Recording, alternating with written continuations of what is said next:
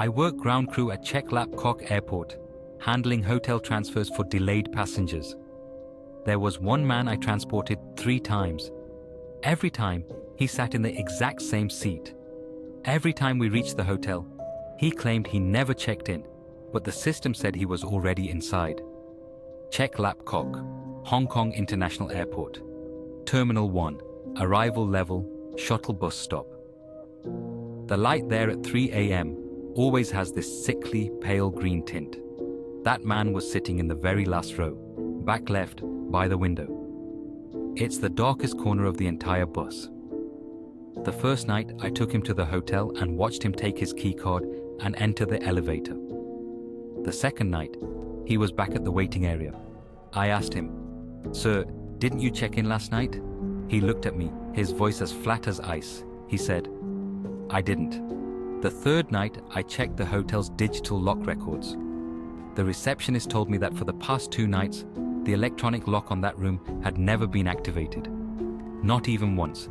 The system said he was inside, but he was still sitting in the back of my bus. Working ground crew is mostly an endless grind of waiting. In Terminal 1 at night, the corridors feel infinite. The echoes are so sharp you can hear your own heartbeat.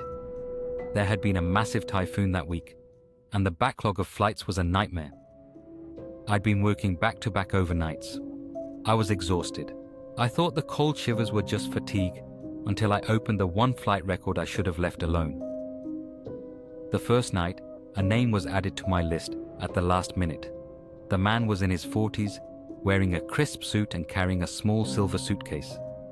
He said, "Thank you," in a voice so thin it felt like it was coming through a fog. He sat in the last row, back left. At the hotel, I watched him walk into the elevator. I even saw his reflection in the polished steel doors as they slid shut. The second night, I saw him again in the waiting area. Same suit, same posture. I walked over and asked, "Sir, is your flight delayed again tonight?" He turned his head. His eyes were empty, not just blank but hollow. He said, "I never checked in. I've been here, waiting." A chill crawled up my spine. I called the hotel. They confirmed the check-in, but the staff added something strange. No one had actually seen him in the hallways. I had no choice but to process him again. He sat in that same window seat, staring out at the airport lights. The third night, I was at my breaking point. When I did the head count, I didn't see him. I felt a wave of relief. But when I led the passengers onto the bus and glanced at the back, he was there. Last row, back left, like he was part of the seat itself. At the hotel, I went straight to the desk. The clerk looked at the screen, and her face went pale. She said, "This room has been occupied for 2 nights. But the door logs show the lock hasn't been turned once. The door has stayed shut since the first night." I turned around. The man was standing in the center of the lobby, 10 feet away. I walked up to him and whispered, "Sir, the hotel says you never opened your door. Where have you been for 2 nights?" He looked down at his suitcase. When he finally looked up, I realized his eyes didn't just look at me. They looked through me, as if I wasn't entirely real. He spoke. It wasn't a normal voice. It was a vibration in the air. "I am here."